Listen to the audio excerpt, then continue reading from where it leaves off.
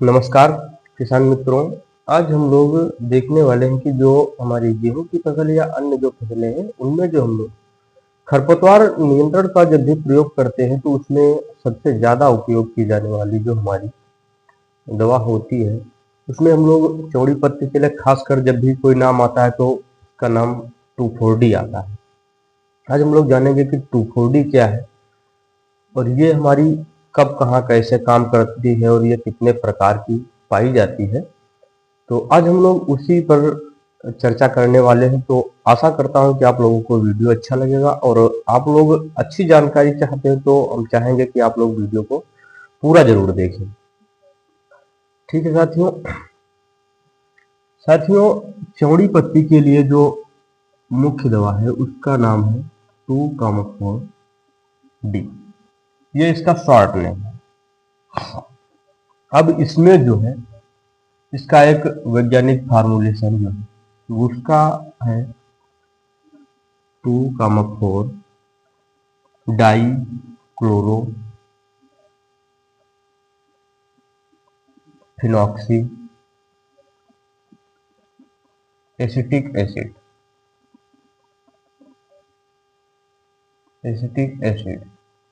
इससे साथियों आप लोगों को पता चल रहा होगा कि ये एसिड है।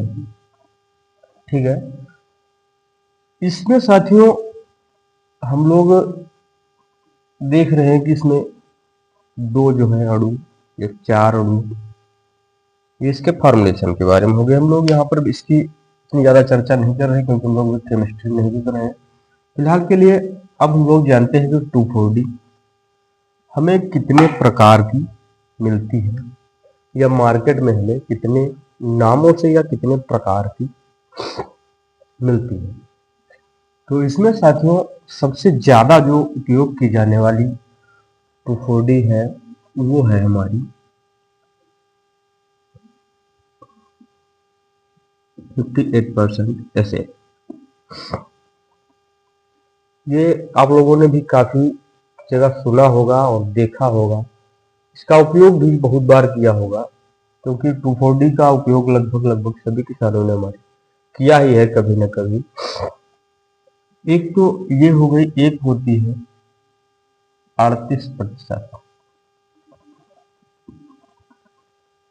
ये हमारी 2,4-D जो दोनों है इनमें सबसे पहले एक आता है एमाइन साल्ट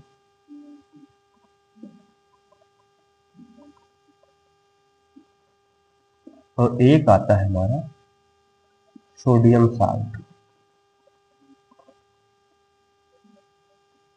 तो अभी हम लोग सोडियम साल्ट की बात जो है इसको हम लोग थोड़ा ब्रेक करेंगे, बाद में करेंगे। अभी हम लोग एमाइन साल्ट में केवल देख रहे हैं। तो इसमें एक है 58% की और एक है 38% की।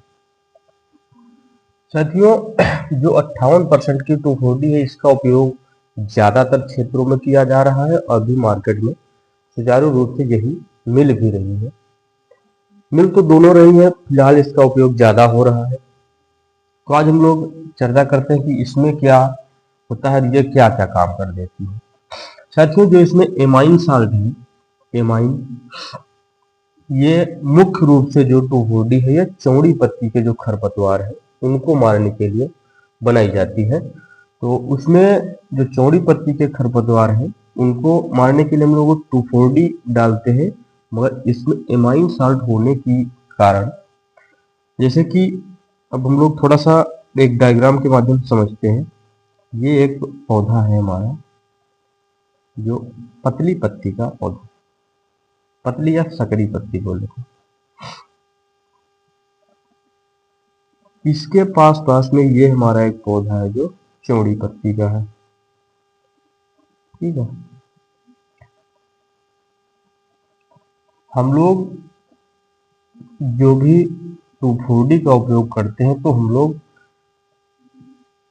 डालते जब दवाई है तो दोनों पे पड़ती है ना,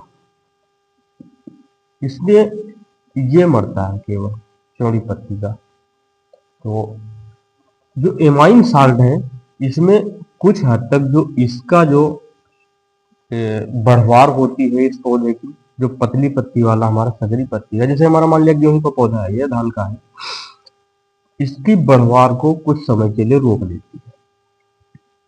ये इसका एक निगेटिव पॉइंट कहें या इसका प्लस पॉइंट कहें, क्योंकि साथियों इसमें होता यह है कि जब ये इस पौधे को रोक देती है तो इसका नीचे से जो है फुटाव बनने लगता है। क्योंकि साथियों आप लोगों ने भी देखा होगा, ये तो अनुभव की बात है कि इसमें जब भी बढ़वार होती है तो नीचे से भाई जो जो इसमें पोषण जा रहा है वो तो जा ही रहा है, ये ऊपर नहीं बढ़ रहा तो यहाँ से पल्ले फोड़ रहा है।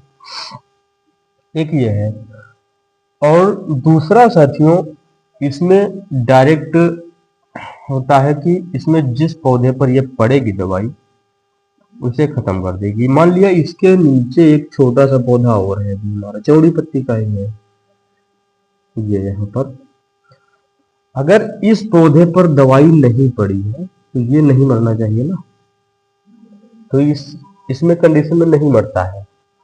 जो ये 38% वाला है हमारा, इसका हम लोग अब समझते हैं इसके कंपैरिजन में।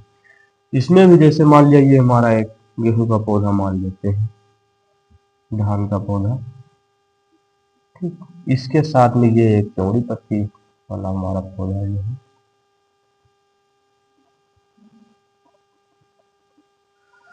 तो साथियों जब हम लोग दवाई इस पर डालें, ये छिड़काव किया तो इसमें छिड़काव दोनों पे हुआ, ठीक है।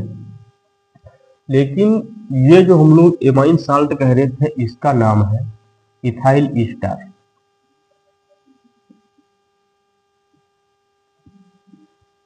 ईस्टर का मतलब है इसमें एक तरीके की गैस रिलीज होती है। तो इसमें एक कंडीशन और होती है जिसका प्लस पॉइंट ज्यादा है, और ये 2,4-D की अपेक्षा ये ज्यादा हार्ड है, ये भी आप लोग समझ रहे हैं। ये जैसे कि इसके नीचे एक छोटा पौधा है, हमारे चौड़ी पत्ती का ही है, इसके नीचे और भी है, ठीक है। इसमें हम लोग डालेंगे तो ये सेलेक्टिव दवाई है, केवल चौड़ी पत्ती को मारेगी, पतली पत्ती को नहीं मारेगी। इसमें कुछ एमाइन साल्ट के तत्व थे जो कुछ पत्तियों के बढ़वार रोक रहे थे, और कहीं कहीं पर देखा गया जो हमारे नाजुक पौधे हो रहे थे छोटे, उनको मार भी रही थी। इसमें ऐसा नहीं है, ये हमारा इसको नुकसान बहुत कम मात्रा में दे रहे, बढ़वार केवल केवल रोक रही है इसकी।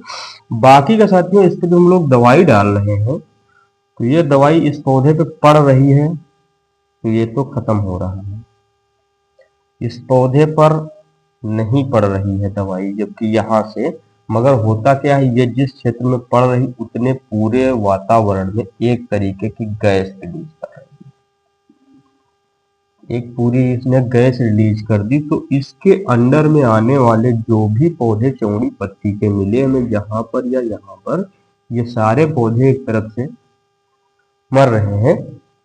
तो इसमें साथियों आप लोग ध्यान दें कि जैसे कि हमारे 2 खेत हैं, हमको इसमें दवाई डालनी है तो हम लोग कोशिश करेंगे कि 58% का डालें, ना कि 38%, ठीक।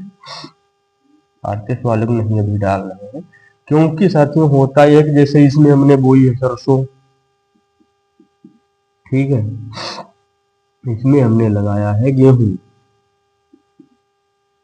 तो हमने चौड़ी पत्ती के लिए गेहूं को तो दवाई डाल दी, इसमें जो चौड़ी पत्ती के थे वो खत्म हो गए, उसके साथ साथ में इस एरिया में जो सरसों है उसको भी नुकसान करेगी। आप लोग इसे अच्छे से ध्यान रखें कि ये इसको भी नुकसान कर सकती है। साथियों थोड़ा सा बोर्ड खाली करते हैं। अब हम लोगों ने यहाँ तक समझ लिया, किसी को कोई कंफ्यूजन हो तो फिर से वीडियो देख करके समझ सकते हैं। अभी तक हमने पढ़ा इथाइल ईस्टर और एमाइन साल्ट के बारे में जाना, अब हम लोग जान रहे हैं जो ये है हमारा सोडियम साल्ट। सोडियम साल्ट में होता क्या है, जैसे उसमें लिखा था एसेल, तो इसमें होता है WP, वेटिएबल पाउडर। ये पाउडर नुमा में मिलेगी और इसमें मिलता है हमको 80%, कॉमन 90% ये मिलता है। तो इसमें होता यह है कि ये दवाई तो हार्ड है, इसकी जब भी हम लोग बात करें तो इसमें केवल चौड़ी पत्ती वाले खरपतवार ही मरेंगे, किसी की बढ़वार भी नहीं रोकेगी और ना ही अन्य पौधों को नुकसान करेगी। ये जो है शुद्ध है कि उसकी अपेक्षा ये ज्यादा शुद्ध है।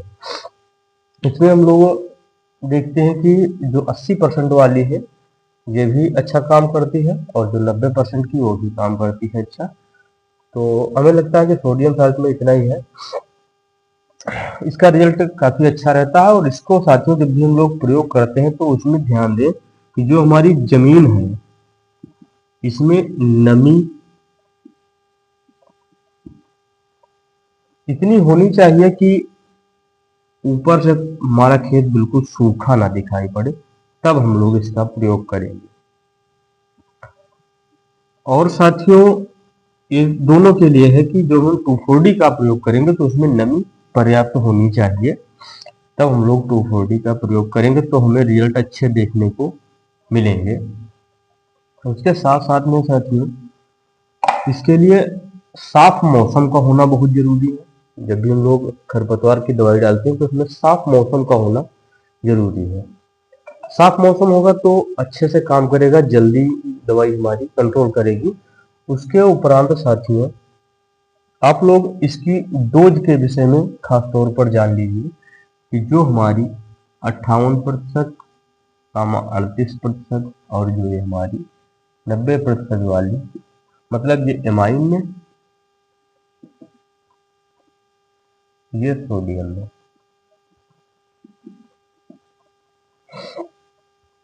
इसमें साथियों हम लोगों को डोज की ध्यान देना है कि जब भी हमारे जैसे धान गेहूं की जो फसल है इसमें जब भी पौधे 1 मंथ के हैं तो उसमें हम लोगों को 30 ml पर पंप के हिसाब से, या कहें तो 1 से 2 ml, 1 से 2 ml प्रति लीटर पानी, प्रति लीटर पानी। ठीक, राइटिंग थोड़ी सही नहीं है, आप लोग समझ जाएंगे।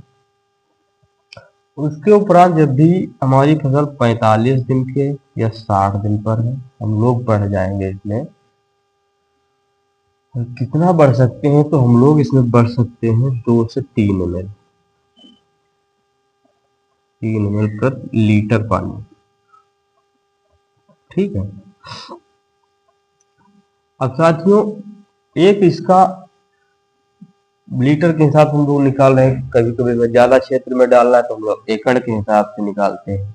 तो उसमें आप लोग 2 महीने के आसपास फसल है, 250 ml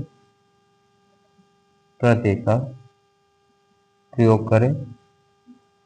तो साथियों इसमें एक और विशेष रूप से खास कर ध्यान देने वाली बात यह है कि हमें जहां भी एक बार स्प्रे करना है दोबारा से घूम करके उस पर नहीं करना है। ठीक है, एक ही बार में डालना है, दोबारा करोगे तो जल्दी नुकसान करेगी, पत्तियां पीली पड़ जाएंगी।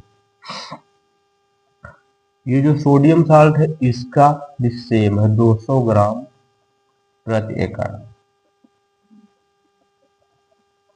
200 से 300 तक, 200 या 300 ग्राम पर एकड़।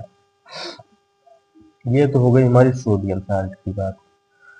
साथियों इसमें हम लोगों ने जाना कि 2,4-D क्या है, कैसे काम करती है और इसमें इसकी डोज क्या है। धन्यवाद साथियों, आशा करता हूँ कि आप लोगों को वीडियो अच्छा लगा हो। नमस्कार।